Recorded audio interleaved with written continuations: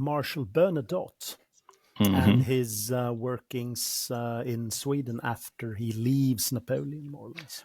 Right, because I've already done an episode on Marshal Bernadotte's Napoleonic exploits, so I thought it'd be interesting to talk about Bernadotte post-Napoleon, or at least his career in Sweden, so that's what we're going to do today. Before we get to that, though, I know you have a podcast. It's in Swedish, so if I have any listeners who speak Swedish, I recommend you check it out. But it's is it Militär Historia? And could you tell us what that's about? Militär Historia, yes, it's a podcast that we do just for fun, me and my colleagues. We talk about different topics that interest us, or we interview different people. It could be quite current topics. We brushed on the war, on Russia's war in Ukraine sometimes, and but the last year or so we've been talking quite a lot about coastal fortifications for some reason, just because I'm interested in coastal fortifications, really. Okay. Well, that sounds interesting. Yeah, and Fredrik's been with the Swedish Defense University for several years now, and is a really good expert that I wanted to have to talk about not only Bernadotte, but his ancestors who still are on the throne in Sweden. So that's kind of what we're going to dive into today. Let's begin. What is the overall feeling today towards Bernadotte in Sweden today? If you talk about Carl Johan, as his name is in Swedish, Charles John, so in a way, and he is an important figure, but he's not really remembered as such. But if you talk about his dynasty and monarchy in general, they have quite a lot of support, actually. Okay. I looked into it right now, and I found there are several, actually, polls about this. And I found one from last autumn of 2023, and 68% is in favor of the monarchy. Okay. But before we get into House Bernadotte, let's briefly go over the history of Swedish kings leading up to him.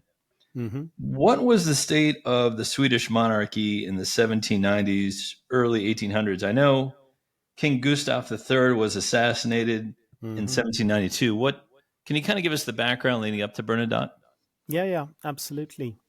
The 1700s is a period of quite a lot of trouble in Sweden, as Sweden loses or are losing its great power position in the Baltic area.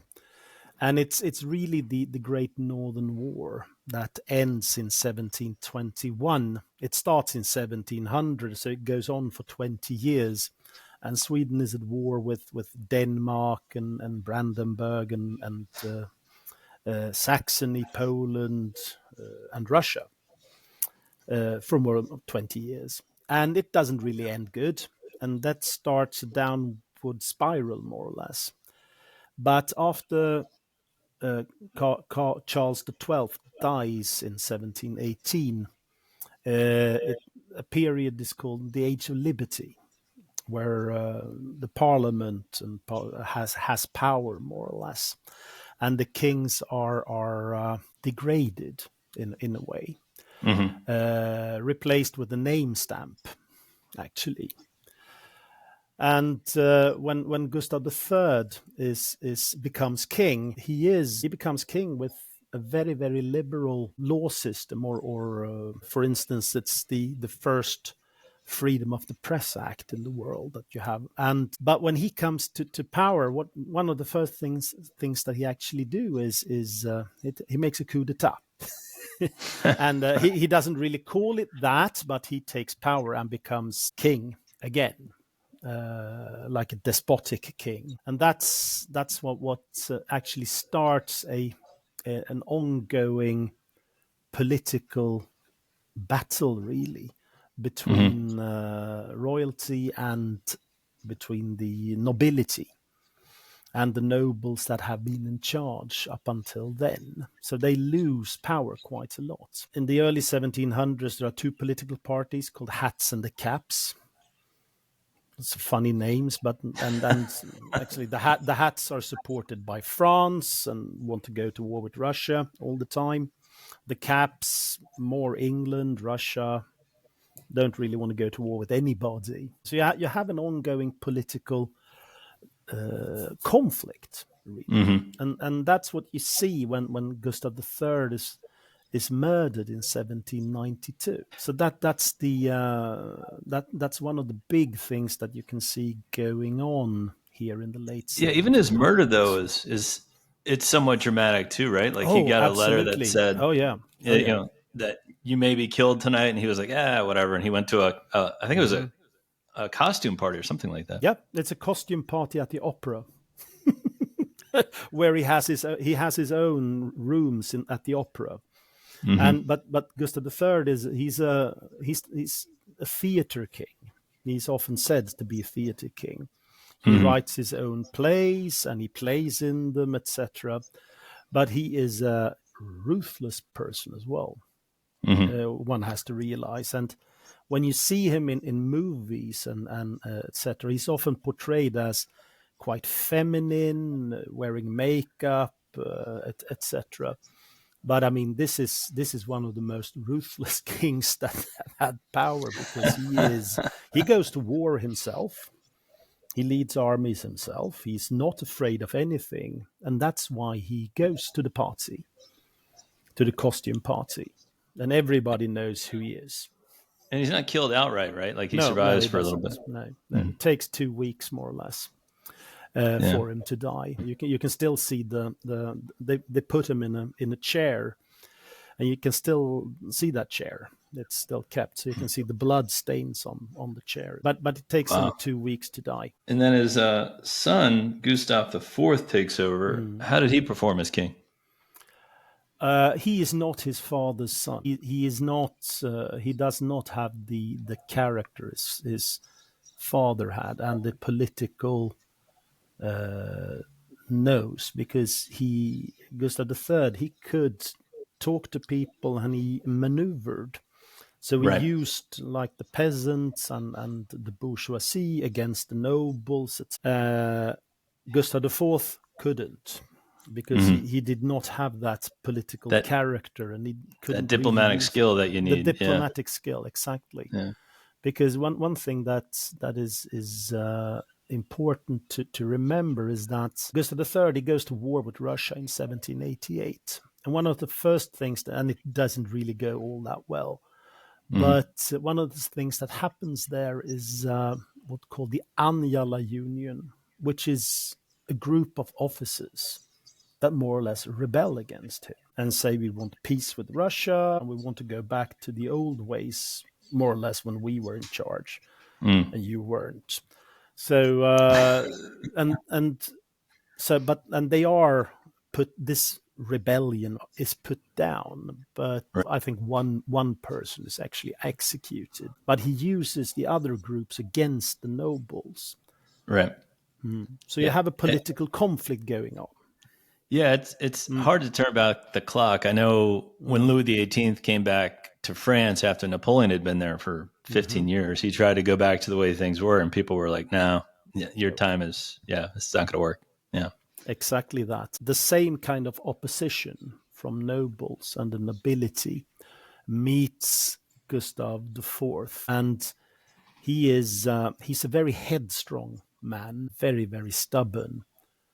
And you have the French Revolution, etc., all of those things going on. But then you also have when the Napoleonic Wars start. Yep. And Gustav IV Adolphus, this is really his name, he actually hates Napoleon. When you read his letters, etc., I mean, he really hates Napoleon. And he's one of those one of the leaders or kings in Europe that actually stands against Napoleon. Not very, very successfully, but no. So it doesn't end well at all for him. Yeah. actually. And I know the Swedish army gets involved on the side of the Allies, and Yep. Yeah. like all the Allies in 1805, 6, and 7, they don't do very well against Napoleon. No, they don't. No, they don't. So Gustav the Fourth is deposed in 1809. Mm-hmm. What were the reasons for this? Was it his losses against Napoleon? Was it his relationship with the nobles? It's a bit of both, actually. It is not that he's against Napoleon, although this noble opposition against him are more revolutionary or more Napoleonic minded. But it really has to do with the war with Russia in 1808, 1809, the Finnish War. That comes after the Treaty of Tilsit in 1807, when Napoleon forces the Russians to enter into the alliance, etc., but also to take Finland from Sweden. So it doesn't, and that war is it's an interesting war to study, but it doesn't end well for Sweden. And in that war, Gustav IV, he already has a lot of enemies, but he makes a few more.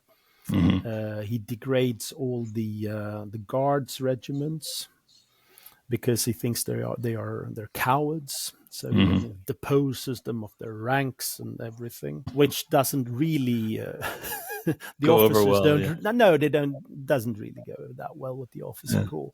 Yeah. So he is deposed. A rebellion starts actually in it's called the Western Army. Stands against the Norwegian border. So they start marching against Stockholm, towards Stockholm. But before they get there, there's a group of nobles that depose him in Stockholm. Yeah, could have been a really bad civil war, so I'm glad. Probably It a could good have thing. been a bad civil war, yes, but this is another coup d'etat in 1809. It is a military coup, really. Interestingly, they pick a guy who might actually be worse. Gustav's uncle is proclaimed King Charles XIII. He's the brother to King Gustav III, the guy who was assassinated a little while ago. Yep. Who is this guy? How did they land on this guy? Well, he's the next in line to the throne. If you depose of Gustav IV, you don't know. Well, Gustav IV also has a son. I have to remember that. But they depose of them. So he's sent into exile, Gustav IV and his son, and they have to choose somebody. So they take Charles XIII. Yep.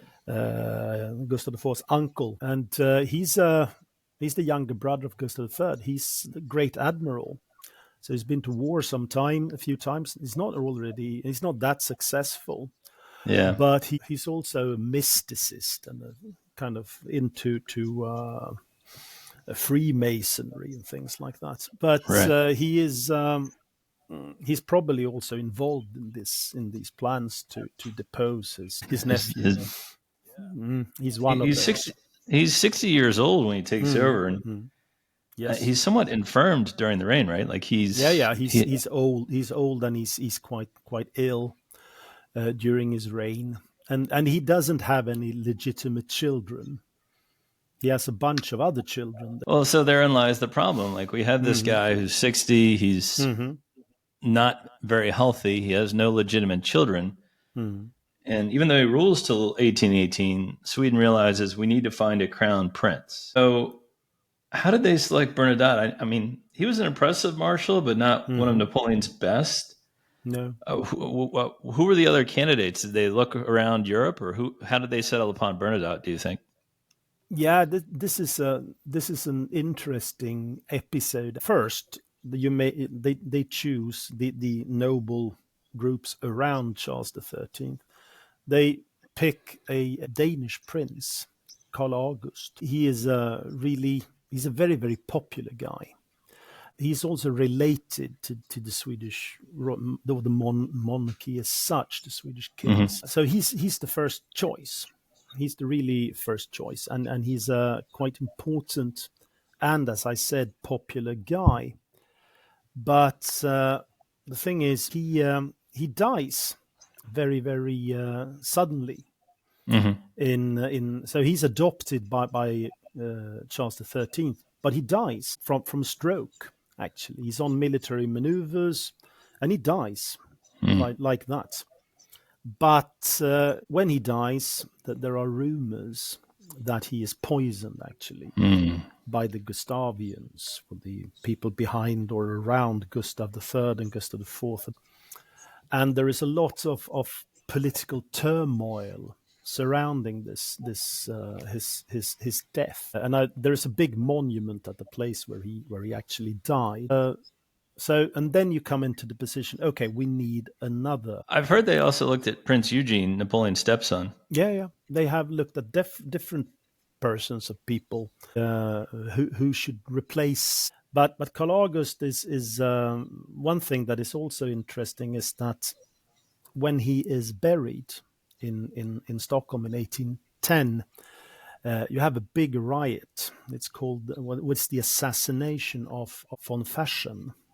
And von Fersen is an interesting guy also, but he is Axel von Fersen. He is one of the guys around Gustav III, but he's also an ambassador to France before the French Revolution, and he is the lover of Marie Antoinette, which is so he's a really, really important guy, and he's the foremost Gustavian. And when they are burying Carl August, he's murdered by a mob in Stockholm.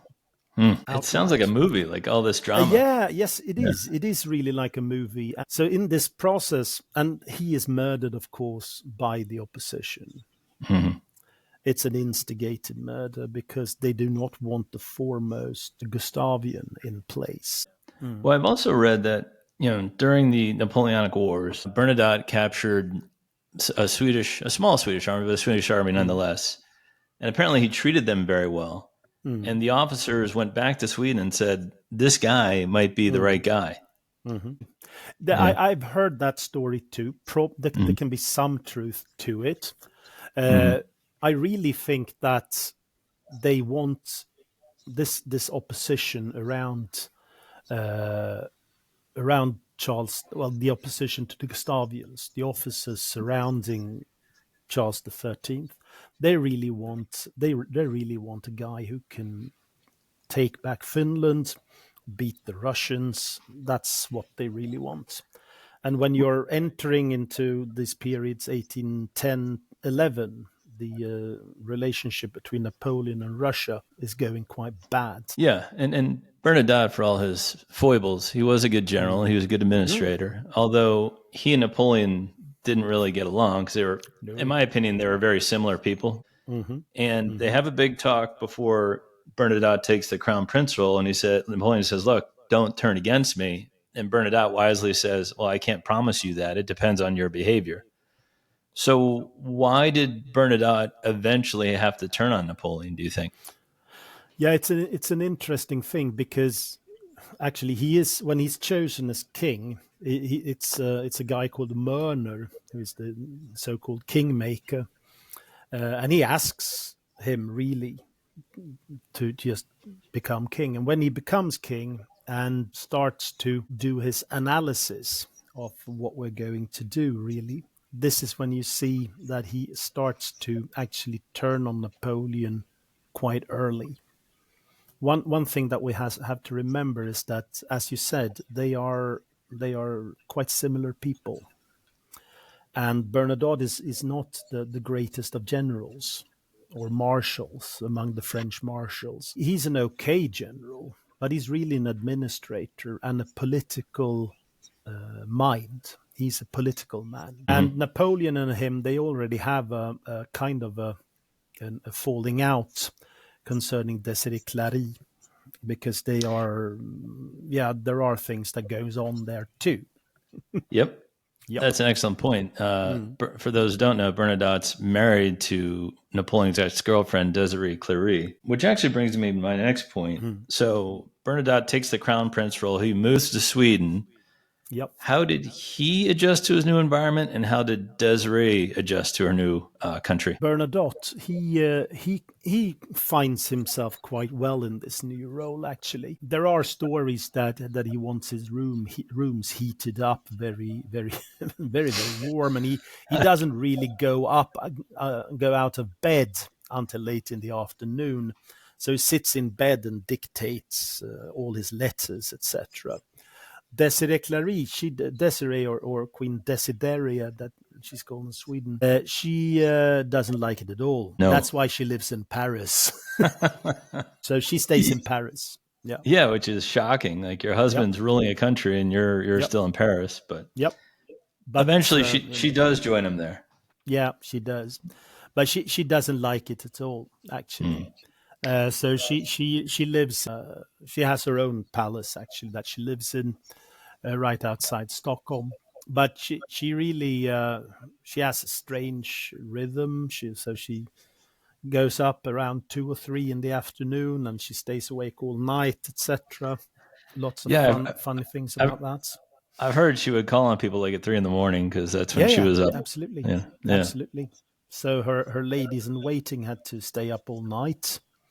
They also had to dress in white because they were when they were walking in the gardens outside. She was afraid of bats, and so her ladies in waiting had to wear white to actually attract the bats. She's definitely a unique lady. She was different, absolutely. For sure. Yeah. She lives she becomes very, very old. Actually, she actually she carries the later king Gustav V to his baptism. In I think it's 1858, before she dies, and the present king was carried to his baptism by Gustav V. Wow! So they become very, very old, and it's very, very close when you realize that our king today has been sitting on the lap of Gustav V, who is carried to his baptism by a woman born before the French Revolution. Yeah, but a woman who knew Napoleon, which is crazy to think about. Exactly. It's really crazy to think about it. Well, after Napoleon's downfall in 1815, his final downfall, what were some of the big achievements for Bernadotte? We have to realize that Bernadotte is the creator of modern Sweden. He is the one that does the analysis and says that, okay, we cannot recapture Finland. So we will have to stay out of great power conflicts, neutrality, non-alliance, and also try to balance between great powers. Take Norway.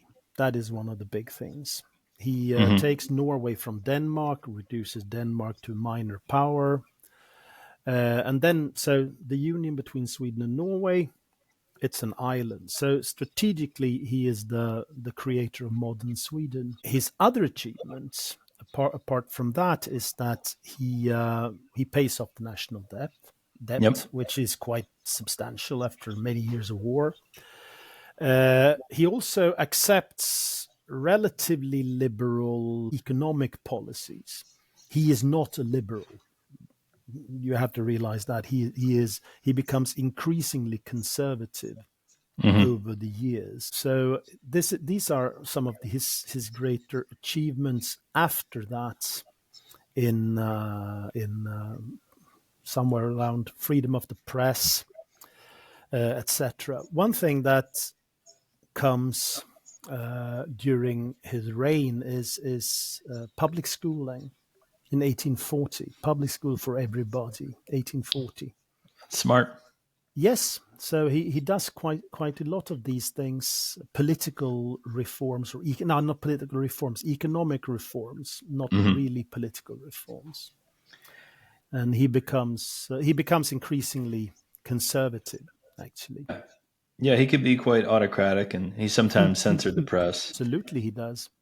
And I read an article or a story. It was, I think some students were protesting, and Bernadotte would get into a fit, and he'd say, "Oh, I'll make the gutters run red with blood." And Desiree would say, "Calm down, Bernadotte. You couldn't string the neck of a cat if you wanted to." He does a few of these things, actually, but as you say, he becomes quite autocratic, and the freedom of the press. It's a law that comes in 1812, but that allows him to actually withdraw newspapers, and he does that all the time. Mm-hmm. And as the 1800s progress, there is quite a lot of liberal opposition against his autocratic tendencies. And whenever anybody writes about it, he withdraws the newspaper, and then they publish another one with a new name and continue. There is an ongoing. Continue. Yeah. There is one paper that still exists. It's called Aftonbladet, or the Evening News. It's founded in 1830, and the founder just publishes second evening news, third evening news, fourth evening news, and it's just against the king. So that goes on as a political struggle, more or less. Yeah, his popularity decreased for a little while in the 1830s, but then it seems like towards the end of his reign, he rises again. How long did he reign for, and when did he die? He reigns until his death in 1844. So he's 81 years old by then, and he dies of old age. But for the last few years of his life, not much happens, actually. Yeah. And there aren't any the reforms that he started in 1820s, economic reforms, more or less. It kind of stagnates, and things doesn't really progress that much. But he dies in 1844. Okay. And his son Oscar takes over the role. Oscar, who was actually, I think, born in France, and some say was named by Napoleon, takes over as king. Mm-hmm. How did he perform? He performs quite well, actually. He dies quite young. Actually, he dies only in 1859. So he's not. He doesn't reign for all that long. What he does is he does a few tax reforms, economic reforms, but he also he wants to play a larger role, actually, in power politics. So he during his reign, you have the Crimean War, for instance. The French and the British really want Sweden to join the alliance against Russia. And sometimes we should get the Åland Islands or Finland or etc. And when Sweden said, "Yeah, sure, why not?" Then the British and French, well, they lost interest. But Oscar I was one of these characters that could imagine actually going to war with Russia. And he also makes a makes an underhand deal with the British concerning this. And Oscar, correct me if I'm wrong, marries the daughter of Prince Eugene de Beauharnais. Is that right? I think so. Yes. Yeah. But one thing that also happens during his reign, it's the rebellious year of 1848, where there are first riots in Sweden, but there are revolutions all over in Europe, in France. Yep. And there's also a war between Prussia and Denmark, which involves Sweden and Norway also. We're not at war, but we send troops, Swedish and Norwegian troops, to Denmark to support the Danes against the Prussians. Because this is the age of Scandinavism. The kings of Sweden and Denmark are actually in quite well off with each other. So they are trying to form alliances, something and as such. Yeah, it's all very interesting, all this activity. But for the most part, and we'll come to this in the legacy question. Sweden has remained neutral. Yeah, absolutely. For the most part, since 1815. Yeah. How have there are a few? I mean, there are talks, instances. But it's a neutral country. Yes, absolutely. Okay. So Oscar dies, like we said, pretty early. His mom is there to attend the funeral. How have Bernadotte's other descendants performed? It varies a bit. The successor to Oscar is Charles XV, and he's a happy-go-lucky guy. He likes drinking, riding, and women. That's what he does. He dies without children, legitimate children. He has a bunch of illegitimate children. And after that comes Oscar II and all of the other kings and queens after him. But the thing is, what these Bernadottes actually managed to do is maintain influence and actually also allow reform. And this is why they are or have been quite successful in the in the period during the 20th century, 1900s. For instance, you have the Second World War, which is a big problem, where you need the king as a unifying factor, etc. Yep. So they have been quite successful in managing political opinion. And Sweden has been run by social democracy for a larger part of the 20th century. And they are Republicans. But they have never, ever for real tried to actually turn Sweden into a republic. Right. It has been said that one social democratic leader has said that, well, if we do that, that will be the last thing we ever do. Yeah, it actually leads up to my final point is we talk about Swedish neutrality, which recently just ended with the joining of NATO. But what is Bernadotte's legacy both in Sweden and in the world? Because I think Sweden, it sounds very positive. The world, I mean, maybe most people don't know who he is, even though he's an important figure. What do you think his legacy is? For Sweden, his legacy is enormous. And if there's one man that we should actually look to say that this is the very, very one of the more important figures in our history, he is one of them. He is. I don't think most people would say that, but I really do believe that he is. If you look at what he actually starts, he starts an age of prosperity, and he starts an age of peace and stability. Sweden. Yeah, stability, absolutely. Before that, as we mentioned at the beginning, you had all this upheaval and drama. Absolutely. Absolutely. So what you have here is stability, peace, and political, economic development, actually. But worldwide, his legacy, I mean, you could point that, his descendants are still on the throne and Sweden is still Sweden. Yes. But I think that is perhaps his legacy in the world, although people in general, I don't think really know who he is. But in the Scandinavian context, he is quite important. Yeah, and I think he threw himself into his work. He said, "Hey, I'm king of this country now. I want to see it prosper." Even though I came from a warmonger background with Napoleon, I don't want to get in any more wars. I've seen enough.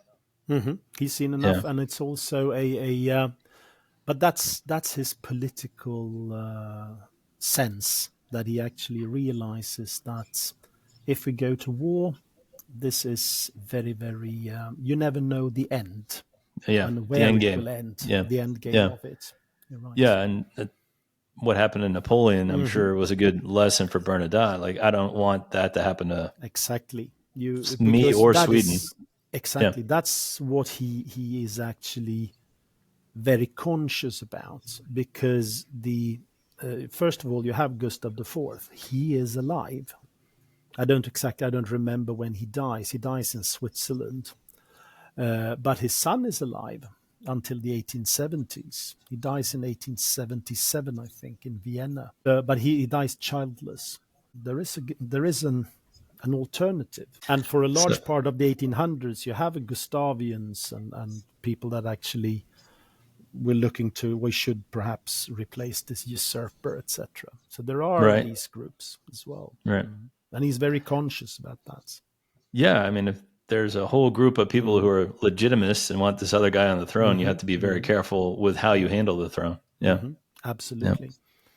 Very interesting. That is his political. He has a political nose that is spectacular in many ways. Actually, that he uses it, and he understands the political situation, and he can deal with it. Yeah. Nice. Interesting guy for sure. Yeah, he really is. He really is. Yeah. Well, thank you for that, Fredrik. Again, Fredrik's joining us from Swedish Defense University. I thank you for them to reaching out to me. And the podcast, one more time, is called Militärhistoria. And you can hear it anywhere podcasts are heard. Yep. Yes, you can find it on Spotify and others, I think. I don't know. Yeah, that's fantastic. Well, thank you again for joining us. Absolutely.